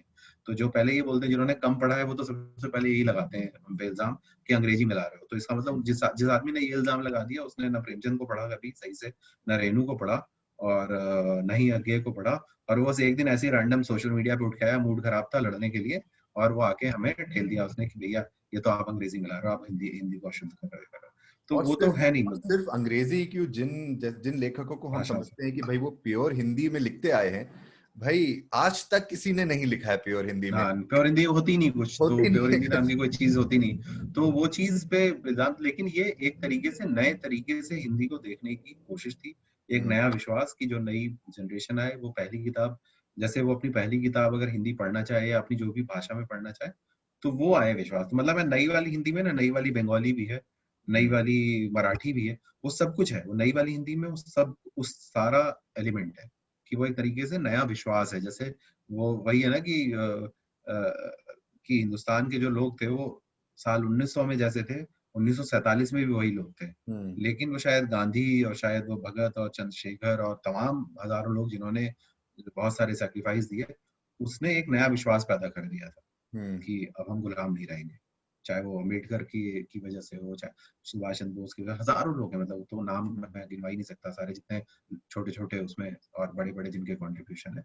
लेकिन वही आदमी था ना 1947, 15 अगस्त, 14 अगस्त की शाम को जो आदमी था हिंदुस्तानी, वही 16 अगस्त की शाम को था, 16 अगस्त की सुबह था, 15 अगस्त की रात में था। उसमें कोई फर्क नहीं था, बट एक एटीट्यूड का फर्क हो गया। तो जो एटीट्यूड का फर्क हो गया वही नई वाली हिंदी है इस तरीके से। बिल्कुल।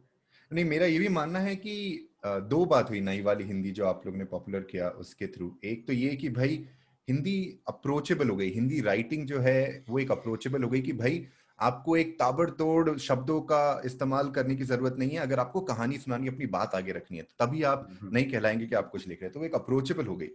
दूसरा ये हुआ कि अपनी बोलचाल वाली हिंदी में लिखना कूल हो गया। वो कहते हैं ना कि भाई पहले कोई लिखता भी था तो वो सोचता था कि नहीं यार ये तो बड़े सिंपल सा लिखा है, इसमें क्या लोगों को पढ़ाना। अब वो कूल हो गया कि नहीं भाई हमने, और उससे बहुत लोग जो है वो लिखने की एक कोशिश तो करने लगे कम से कम, चाहे क्या भी लिखे क्या करे, लेकिन मेरा ये मानना है कि भाई लिखने की कोशिश करने लगे। अब मेरे पॉडकास्ट में लीजिए कि हम लोग कोशिश करते हैं कि भाई हम लोग ज्यादा से ज्यादा शब्द हिंदी का इस्तेमाल करें, क्योंकि हमारी निजी जिंदगी में रोज जितने लोगों से बात होती है ज्यादातर इंग्लिश में ही बात होती है, और इंग्लिश शब्दों का इस्तेमाल नहीं, पूरी बात ही इंग्लिश में होती है। तो था कि भाई हमारे पॉडकास्ट में इंग्लिश शब्द इस्तेमाल करने से कोई मुसीबत नहीं है, लेकिन जितना हो सके हिंदी में कोशिश करें, बात करें। तो मुझे आए दिन रोज ही कमेंट आते रहते हैं कि भाई इतनी शुद्ध हिंदी हमने बहुत दिन से नहीं सुनी, या अरे इतनी शुद्ध हिंदी बोलते हैं। और मैं मन में सोचता हूँ कि कोई असल में जो शुद्ध हिंदी बोलता हो, समझता हो, अगर वो इसे सुने तो वो बिल्कुल भी नहीं समझेगा। वो बोलेगा कि भाई ये तो वही शब्द उल्टा पुल्टा करके दोहराते रहते हैं और उसी को बस हिंदी बुलाते हैं। भाई इनके तो शब्दकोश में इतने ही शब्द हैं। सही बात है, सही बात है। नहीं नहीं, लेकिन बड़ी बहुत अच्छी कोशिश है कि अगर इस तरीके की ऑडियंस बन रही है, चाहे जितने भी लोग हों, और आई एम श्योर वो बढ़ेंगे, अगर उनको ये लगता है तो वो कहीं ना कहीं वो एपिटाइट है। जैसे बिल्कुल। इस जनरेशन में ये एपिटाइट है गाँव को लेके, देसी चीजों को लेके, वो जो हमसे जस्ट पिछली जनरेशन थी उसने जो हमें दिया उससे बेटर है हमारी अगली जनरेशन जो अब आ रही है, जो हमारे हमसे 10 साल 15 साल बाद आए जो लोग, जो 90s में पैदा ही हुए। हम तो 90s में स्कूल कर रहे थे ना, जो 90s में पैदा हुआ वो मुझे लगता है, और जो अर्ली 2000 में पैदा हुआ वो फार बेटर है उस मामले में।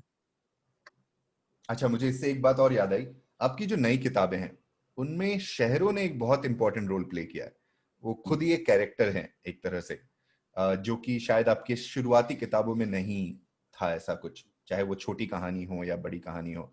ये चेंज एज अ राइटर आ रहा है धीरे धीरे, या आपकी समझ में कुछ बदलाव हो रहा है, जैसा कि आप किसी जगह रह रहे हैं और अनलॉक कर रहे हैं कि आपने जो लाइफ लखनऊ में जिया, जो लाइफ लाइफ आपने बनारस में जिया है, उससे आप कैसे लोगों तक ला पाए, लाइक वो एक थॉट है या फिर ये बहुत ही नेचुरल ट्रांजिशन है आपके लिए? नहीं, मुझे ऐसा मैंने कोशिश नहीं की कि कोई शहर उसमें बहुत फिट हो जाए। लेकिन मुझे लगता है वो नेचुरल है, क्योंकि मुसाफिर कैफे में मसूरी आ गया, इसमें बनारस आया अक्टूबर में, इसमें लखनऊ है इब्ने बतूती में। लेकिन वो शायद जिन शहरों से मेरा वो कहानी में नेचुरली फिट हो गए, मतलब वो कोई भी शहर और हो सकते थे, ऐसा उसमें नहीं है। हालांकि उस कहानी को आप उन शहर से अलग करके नहीं देख सकते, इन तीनों कहानियों को, लेकिन वो नेचुरली फिट हो गई उस, क्योंकि वो इम्पोर्टेंट नहीं था मेरे लिए शहर वहां पे। वो कहानी जो बात थी वो इम्पोर्टेंट थी, वो आ गए। ऐसा कोई कोशिश नहीं की, और मैं पहली बार ऐसा ध्यान दे रहा हूँ इस सवाल के बाद कि ऐसा हुआ इस तरीके का तो जब कि आपने शहर लिखना आ शुरू गए। किया तो कभी सोचा कि भाई ये कहानी मैं लखनऊ में स्थित करके लिखूंगा, या कहानी पहले आई, जगह, किरदार कहानी सब पहले बना? आई, कहानी पहले आई। इनफैक्ट इब्ने बतूती में लखनऊ इसलिए लिया क्योंकि लखनऊ में वो कहानी होल्ड करती थी। वो कहानी दिल्ली में नहीं हो सकती थी, वो कहानी बॉम्बे में नहीं हो सकती थी, अच्छा। क्योंकि बॉम्बे में 20 साल का लड़का और मदर 45 साल की है, वो हम्म। सोशल प्रेशर उतना ज्यादा नहीं है वहां पे। कोई हम्म। अगर सिंगल मदर है तो कोई उसको ऐसा प्रॉब्लम नहीं है बॉम्बे में, मुझे हम्म। नहीं लगता है कोई, एक्सेप्ट फॉर फ्यू एरियाज या except for few societies. As such कोई इन जनरल ना ऑफिस में, ना घर में, ना सोसाइटी में कोई प्रॉब्लम है, किसी हम्म। को किसी से इतना मतलब नहीं है। लेकिन लखनऊ में वो है, पूरा मोहल्ला आपके साथ खड़ा है। तो वो जो चीजें हैं वो इस वजह से आई, वो पहले नहीं थी। मतलब वो कहानी में उसको और कॉम्प्लेक्स बनाने के लिए आई। वो शायद भोपाल भी हो सकता था, लेकिन हम्म। भोपाल में इतना लंबा रहा नहीं कि मैं वहां की, वो आप शायद तो 4 लाइन ही लिखते हो ऐसी, जो आपको पता चल जाता है कि राइटर इस शहर में रहा है, वो यहाँ पे कभी गया है या फिर इसको जानता है। तो वो चीजें जो होती है, जैसे लखनऊ के बारे में जो टिपिकल चीजें थी वो मैंने लिखी नहीं। इनफैक्ट मसूरी के बारे में अगर देखो पूरा डिस्क्रिप्शन, हम्म। मैंने कहीं पे भी मसूरी को डिस्क्राइब करने में पहाड़ नहीं यूज किया होगा। हम्म। तो क्योंकि मुझे मसूरी को अलग तरीके से पकड़ना था, एक नई नजर से पकड़ना था। और इनफैक्ट मैं मसूरी आखिरी बार 2003 में गया हूँ, उसके बाद गया नहीं हूँ। तो तो लेकिन मेरी मसूरी से यादों का आप रहे हैं मसूरी में? रुड़की में पढ़ते थे तो एक दो बार गए हैं वही, अच्छा। वही 2-4 बार गए हैं वही अपना। लेकिन ऐसा नहीं है कि मैं कभी वहां बड़ा लंबा 15 दिन मैंने दिन काटे हूँ, ऐसा कभी नहीं। अच्छा। तो वो पता नहीं, इमेजिनेशन है आपकी ना। एक हिल स्टेशन की भी कुछ एक अलग ही बात होती है, कुछ ना कुछ पता नहीं रह जाता है। मुझे आज भी याद है कि छुट्टी, शिमला, बहुत हाँ, टाइम पहले मैं शिमला गया था, और आज भी मुझे वो एक दिन जो मैंने मॉल रोड में घूमते हुए बिताया वो ज्यादा याद है बाकी शिमला से। ये याद नहीं है कि क्या हुई, कैसे थे, बस वो एक तो दिन अब ये में हो क्या सकता है किया। कि ये हो सकता है किसी खास के साथ गए हो, इस वजह से वो कम याद है। और ऐसा शिमला की है कोई खास बात नहीं। ऐसा है नहीं, नहीं तो शिमला याद नहीं करना चाहिए था, वो साथ याद करना चाहिए था। लेकिन हाँ। नहीं नहीं, बट वो शहरों के साथ ऐसा होता है कि वो एक अलग, जैसे हर शहर आपको अलग तरीके से ट्रीट करता है। कुछ बिल्कुल। शहर आपको नहीं उतने अच्छे लगते, जैसे मुझे पर्सनली, जैसे नोएडा जो है ना शहर, तो नोएडा के सेक्टर संभल के 16 में मुझे बोलेगा, जो भी लाइन बोल रहे संभल के बोलेगा। सेक्टर 16 में खड़े होकर मैंने इतनी नौकरी ढूंढी है, इतनी अच्छा। जगह मैं परेशान रहा हूँ, तो मुझे कभी नोएडा अच्छा नहीं लगता। हम्म। मुझे आज भी जब मैं निकलता हूँ वहां से, तो मुझे यहाँ पे मेरा वो एक 21 साल 22 साल का वर्जन खड़ा हो जाता है सड़क पे, और मुझे देखता है, और मतलब मेरे को लगता है कि यहाँ लाइन लगा के मैंने नौकरी मांगी लेकिन नोएडा वालों को मैं बता देता हूँ कि इस बात से मायूस ना हो, इसका मतलब ये नहीं है कि नोएडा पे कहानी नहीं बन सकती, क्योंकि कहानी है। हमेशा खुशहाल हो, ये जरूरी नहीं है। जरूरी नहीं है, बिल्कुल सही बात है, सही बिल्कुल। बात है। लेकिन हाँ। नोएडा को मैं शहर भी नहीं मानता था ना, नोएडा तो बस बीच में पैदा हो गया। मतलब हम तो गाजियाबाद में मैंने स्कूलिंग की है, तो हाँ, Ghaziabad all said and done, मतलब गाजियाबाद है, मतलब वहाँ बिल्कुल। का अपना एक कैरेक्टर है तो उसका। तो गाजियाबाद मैंने 1-1.5 साल पढ़ाई की है बचपन अच्छा, बहुत बढ़िया। और आई थिंक मैं हमेशा शहर और जगह को सबसे पहले नोट करता हूँ, क्योंकि मैं खुद कलकत्ता से हूँ, और कलकत्ता का एक अपना कैरेक्टर, एक अपना पूरा एक अपना ही स्टोरी है। लाइक आप कोई भी नया भी शहर में जाएगा तो वो, उसको लगेगा नहीं कि वो एक कोई शहर में आया है, उसको अपने आप ही रिश्ता एक बनाने लगेगा। तो उसके बाद मैं भी जहां भी गया हूँ, मैं जयपुर में रहा हूँ, झारखंड में रहा हूँ, हैदराबाद, हाँ बैंगलोर, बिल्कुल बिल्कुल। हमेशा वो शहर के वो एक असली पहचान को ढूंढता हूँ कि भाई इस शहर को मैं किस नाम से, किस हुलिये से पहचानूं, ताकि जब भी मैं याद करूं कि भाई हाँ जयपुर कैसा दिखता है, तो मुझे वो शख्स याद है। तो जब मैं आपकी किताबें मैंने पढ़ी, इब्न बतूती तो मैंने पूरी नहीं पढ़ी है सच बोलूं तो, लेकिन अक्टूबर जंक्शन भी जब पढ़ी तो भाई मुझे मुझे सबसे पहले शहर भी एक चलता फिरता घूमता हुआ आदमी या औरत जो भी बोलिए नजर आया, जो बाकी कैरेक्टर के साथ में मिल रहा है, जुल रहा है, रिश्ते बना रहा है, और ये बहुत खास लगी। और आई थिंक उसी के कारण भी मैंने शायद आपको बोला भी था कि आपके लिखने की जो स्टाइल है उसमें एक आदमी जुड़ जाता है, वो जो आप जो साइड में जो बातें बोल जाते हैं उससे। तो वो जो साइड वाली बातें थी वो मुझे हमेशा लगता था कि हाँ लेखक तो बोल ही रहा है, साथ में शहर भी कुछ कुछ बोल रहा है। नहीं, वो शायद वो नेचुरल स्टाइल भी हो गया मेरा लिखने का कि क्योंकि अदरवाइज ना मैं एक चीज मानता हूँ कि जैसे कहानियां जो है ना, कि कोई भी जो किताबें चलती हैं वो कहानी की वजह से नहीं चलती कभी भी। बिल्कुल। कहानियां लिमिटेड है बहुत, घुमा फिरा के जैसे ही आप 25 पेज पढ़ के ना, कोई भी समझदार आदमी इस कहानी को प्रेडिक्ट कर सकता है कि कहाँ जाएगी कहानी, जाएगी कहीं पे भी हो जाएगी। आप पढ़ते हो हमेशा कहानियां दो चीजों की वजह से, एक तो जो राइटर का स्टाइल होता है, जिस तरीके से वो आपको कहानी सुना रहा है और जो जिस तरीके से वो लिख रहा है, और दूसरा जो उस कहानी में फिलॉसफी है, जो लाइफ को लेके एक विजन है। और अगर ये दोनों चीजें हैं, और तीसरी चीज जो उसको बनाती है, जो उस कैरेक्टर का स्ट्रगल है, आप उस कैरेक्टर के स्ट्रगल से रिलेट करते हो। तो जैसे ही ये तीनों चीजें मैच करती हैं, तो किताब हमेशा अच्छी और खराब किताब में जो फर्क होता है ना, वो केवल कभी कभी देखोगे ना उस विजन का फर्क होता है, कहानी का कोई फर्क नहीं होता। स्टाइल का तो ऑब्वियसली, क्योंकि उसका कुछ कर नहीं सकते, हर किसी का अपना अपना धीरे धीरे डेवलप हो जाता है, क्योंकि जब आप स्टाइल कॉपी करते हो तो फिर आप बात पहुंचती नहीं है। लेकिन वो जो विजन है ना जिंदगी को लेके, वही किताब को शायद लंबा करता है, वही चीज लोगों को बार बार वहां पे लौटने को मजबूर करती है। और वो एक नजरिया भी लोगों के सामने पेश करता है, वरना गुड्डा गुड्डी मिले शादी हुई, हाँ, वही उसी कहानी को आप पूरा फिलोसफिकल भी तरीके से बता सकते हो, और उसमें एक पूरा जीवन दर्शन दे सकते हो, जो नॉर्मली केवल इसीलिए ना, जैसे बहुत सारे जो पत्रकार लोग होते हैं और जब वो किताब लिखने पे आते हैं, वो इसीलिए अच्छा नहीं लिख पाते, क्योंकि वो फैक्ट बताते हैं। और एज अ स्टोरी टेलर हमारा काम क्या है कि जब कोई किताब उठाए और जब किताब खत्म हो, तो वो जो कहानी से गुजरा है ना, वो उसका अपना एक्सपीरियंस हो जाए, कि जैसे वो खुद गुजरा है इस चीज से। ये इसीलिए ना जो बहुत सारे रिपोर्टर हैं, वो जो भी वो लिखने के लिए आते हैं तो हमेशा फेल करते हैं, क्योंकि ना उनको लगता है बस फैक्ट बताते जाओ, फैक्ट बताते जाओ, फैक्ट उसको और सनसनीखेज बताते जाओ, जबकि कहानियां सनसनीखेज न्यूज में तो फिर भी चल जाती है। वो वहां पे ठहराव चाहता है आदमी, और वो अपना एक्सपीरियंस चाहता है। आप ये मत बताओ ना कि वहां आग लग गई, आप वो आग महसूस करा दो उसको। वो इम्पोर्टेंट बात है, वो मिस करते हैं बहुत लोग। मैंने देखा है कि आप जब भी लिखने जाते हो तो ये बेसिक चीज मिस कर जाते हो, कि आप जब कोई पढ़ रहा है तो वो विजुअलाइज भी कर सके कि असल में क्या चल रहा है।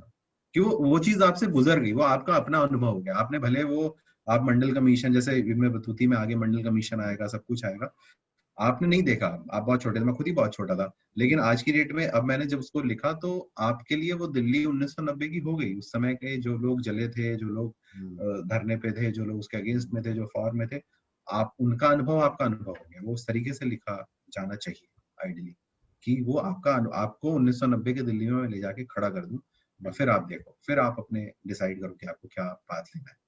और वो करने में ही लेखक की ताकत है कि भाई आप हाँ, ट्रांसफॉर्मेशन वो एक अलग दुनिया में किसी को ले जा सक रहे हो, चाहे आप वो लिखने में कर रहे हो, चाहे आप वो कहानी सुनाने में कर रहे हो, कि आप कैसे किसी को अपनी जगह से, अपने हालात से दूर उस कहानी में ही डुबो सको। तो आपकी वैसे पहले ये सबसे पहला ड्राफ्ट पढ़ता कौन है? सबसे पहला ड्राफ्ट मेरा एक आध मेरे दोस्त हैं, वही पढ़ते हैं, और एक मेरे जो एडिटर हैं वो पढ़ते हैं, जो पहला ड्राफ्ट पढ़ते हैं। और पहला ड्राफ्ट और आखिरी ड्राफ्ट के बीच में एक बहुत लंबा एक सफर होता है। तो क्योंकि अगर मेरे बीच वाले ड्राफ्ट कोई पढ़ ले, ये सवाल पूछने के पीछे मेरा एक बहुत बड़ा मकसद है। वो ये है कि मैंने हमेशा सोचा है कि भाई जो पहला ड्राफ्ट पढ़ता है ना, हाँ, वो आपको सबसे ज्यादा गालियां भी पढ़ देता है, वो आपको आपके सबसे ज्यादा बड़े चहेते भी है, और उन्होंने असल में देखा है कि भाई आपने क्या गंद मचाया है। हाँ, सही बात है। तो नहीं, बाकी इसीलिए वो ना, बड़ा ही हाँ, क्योंकि बाकी बाकी हाँ, जो बाकी दुनिया देखती है वो तो बहुत पॉलिश्ड वर्जन देखती है जो आपने क्रिएट किया है उसका। लेकिन जो पहला ड्राफ्ट होता है वो और इसीलिए वो हमेशा ऐसे होने चाहिए लोग कि जो आपको सही राय दे, है ना। तो क्योंकि वहां पे अगर आपने उसको ये सोचा कि अरे, जैसे वो फेसबुक में होता है या सोशल मीडिया पे होता है कि आप एक इको चैम्बर बना देते हैं, कि आप केवल उन लोगों को अपने पास रखते हैं जो आपके जैसे हैं या आपसे अग्री करते हैं। तो धीरे धीरे आप एक इको चैम्बर बना लेते हैं, उन सारे लोगों को आप हटा देते हैं टाइमलाइन से जो आपसे अग्री नहीं करते, और उसी दिन आप रियलिटी आपकी डिस्टॉर्टेड हो जाती है। तो वो बहुत जरूरी है कि आपके ऐसे दोस्त हों जो आपको सही राय दें। कई बार मैं राय मानता भी हूँ, कई बार नहीं भी मानता, लेकिन वो सेकेंडरी है। लेकिन मैं एक बार ध्यान से सुनता हूँ, मैं इस बात की वैल्यू करता हूँ कि आप ये क्यों कह रहे हो। जैसे आखिरी मोमेंट तक इब्ने बतूती में तो सॉरी, कम से कम आपको एक बार सोचने पे मजबूर करती है। हाँ, बिल्कुल बिल्कुल बिल्कुल। और मैं कई बार, जैसे मैं तो हर ड्राफ्ट उसके बाद चेंज होता है। कुछ जगह मेरे को लगता है कि मैं सही से देख रहा हूँ, शायद वहां जाके जो पढ़ रहा है वो नहीं देख रहा है, तो फिर मैं उसको छोड़ देता हूँ। लेकिन 90% में चेंज कर देता हूँ जो भी बोलते हैं, मतलब जो बल्कि अभी मैं तक तो पढ़ रहे इस हद तक मानता हूँ कि भाई वो आपके ऑलमोस्ट को राइटर्स हैं हैं। हाँ जो लिख नहीं रहे, कलम नहीं उठा रहे, लेकिन भाई असल में वो आपके हाँ साथ कहानी लिख रहे हैं। जी जी, तो नहीं नहीं, they I play a very agree. Big role. And आप कैसे उनका चुनाव करते हो, जैसे आपने कहा कि भाई सारे बड़ाई करने वाले पीठ थपथपाने वाले हुए तो बात आगे नहीं बढ़ेगी। आपको गड़बड़, ऐसे लोग करेक्ट चाहिए करेक्ट। जो आपको असल राय दे सके। हम थिएटर में भी जब प्ले करते हैं और जब हमारा फर्स्ट प्रीमियर शो होता है, तो उसके बाद में जब हम लोगों से पूछते हैं तो तीन तरह के लोग होते हैं। ठीक है, पहला जो जो भाई इससे बेटर शो तो देखा नहीं, थैंक यू सो मच, आप लोगों ने क्या किया है। ठीक है, और वो हमेशा हर शो के बाद वो यही बात बोलते हैं।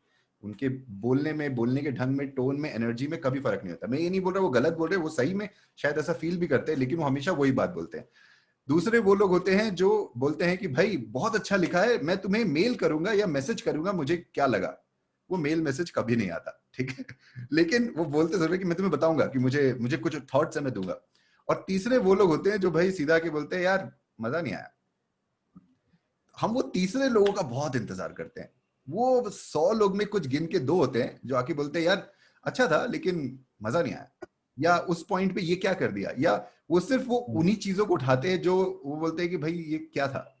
तो हमें लगता है कि वो सबसे ज्यादा हमसे प्यार करते हैं, क्योंकि उन्हें लग रहा है कि भाई ये तुमने क्या कर दिया, ये तो हमारे बनाते वाला क्या हो गया। परिवार आपके राइटिंग को लेके कैसे आपको झेल होपलेस है वो। हाँ, कैसे झेल पाती है आपके नहीं, मेरी राइटिंग बीबी मेरा कुछ नहीं पढ़ती है अब।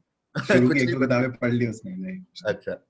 बट वो मेरे को लगता है कि वो बहुत बढ़िया क्रिटिक है मेरी, लेकिन वो कुछ पढ़ती नहीं है।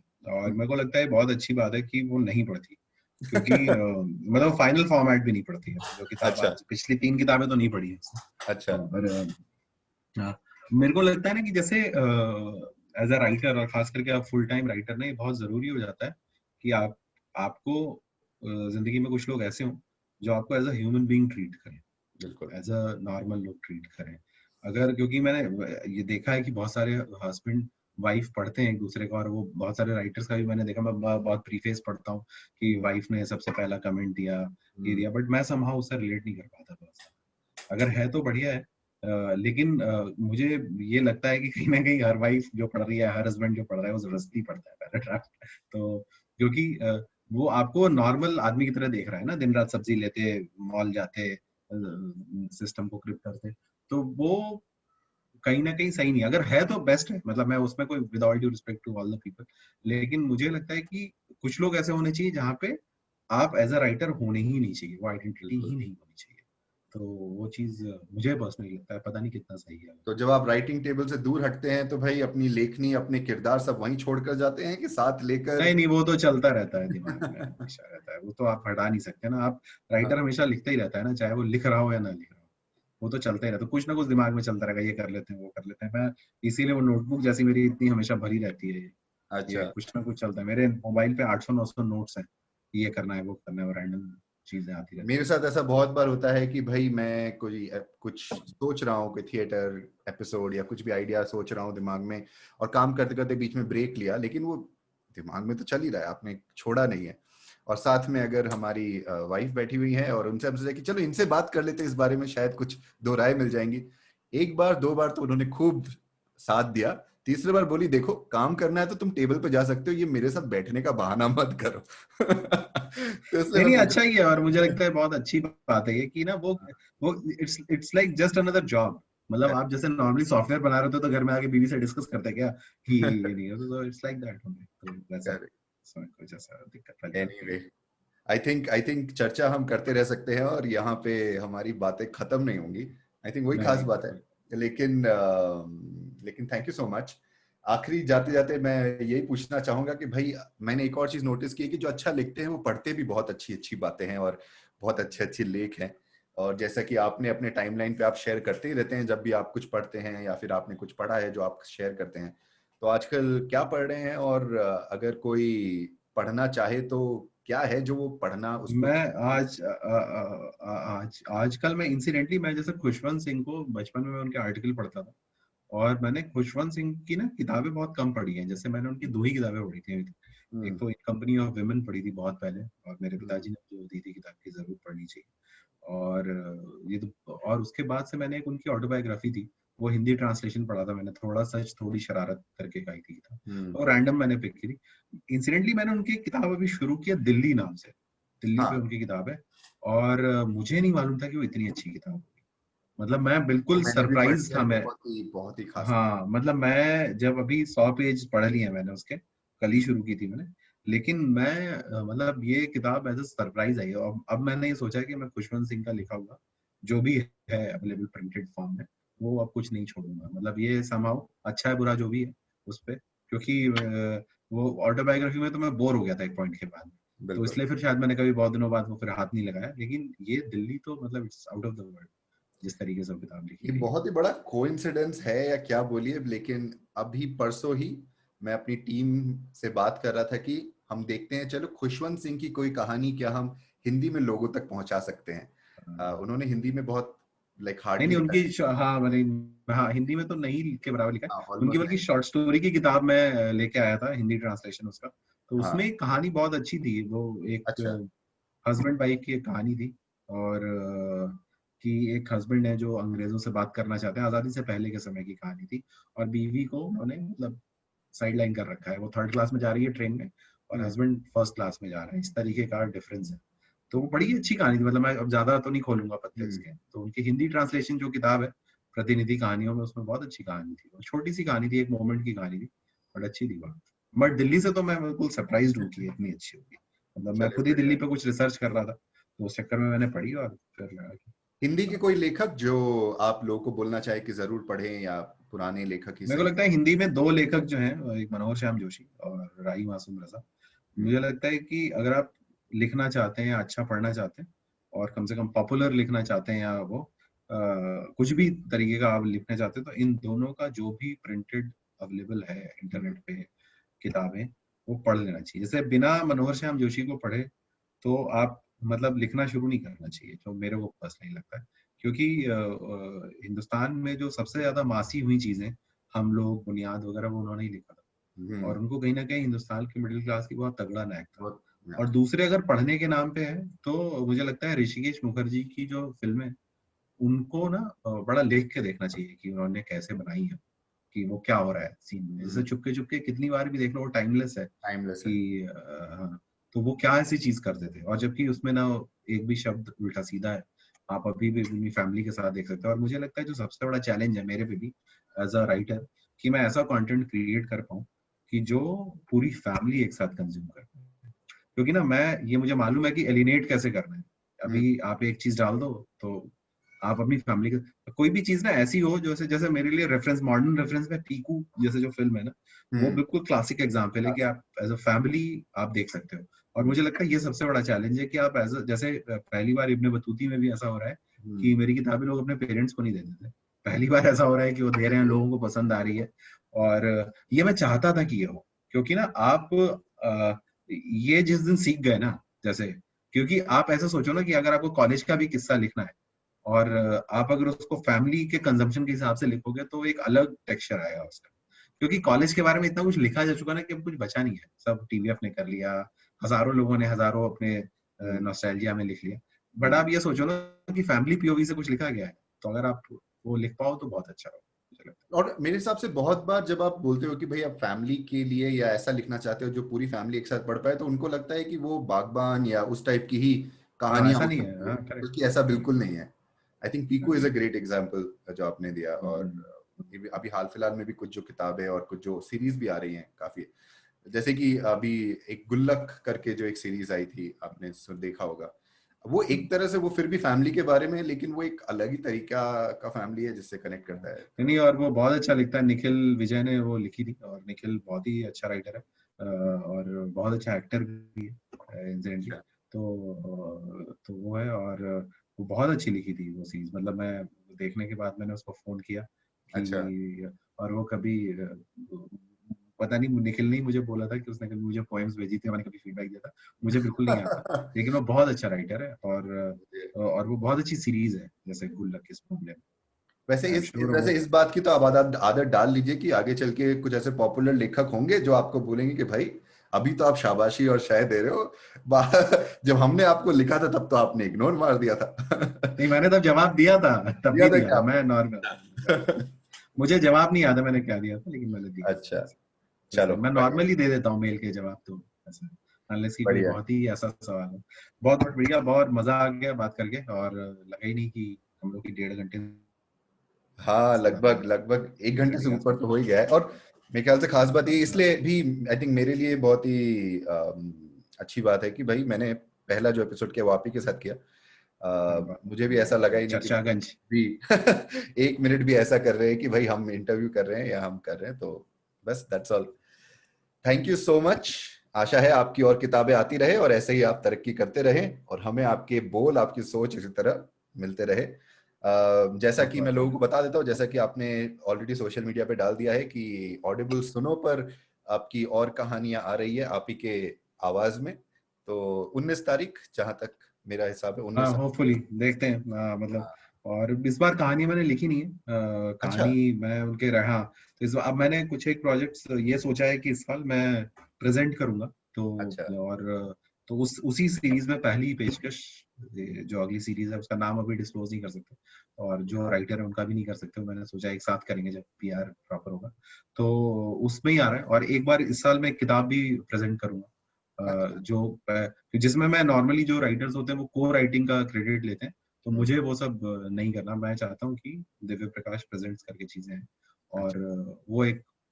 वो एक नई पाइपलाइन तैयार हो, और जहाँ पे मुझे राइटिंग क्रेडिट नहीं चाहिए, मतलब ऐसे। तो तो देखते हैं आपने अब कैसा ये है। बात बोल तो दी है, अब जो सुनने वाले हैं, अगर उनको आपसे कांटेक्ट करना है कि भाई हमें भी दिव्य प्रकाश प्रेजेंट करे, तो उन्हें क्या तो करना मेल पड़ेगा? आईडी है, मेल आईडी है, वेबसाइट है, कहीं पे भी कर सकते हैं चलिए नॉर्मली बढ़िया। जो। Thank you so much, thank you बहुत फॉर बहुत द टाइम। धन्यवाद। बहुत बहुत धन्यवाद। ऐसी बातें बस चलती रहे। Thank you. डन।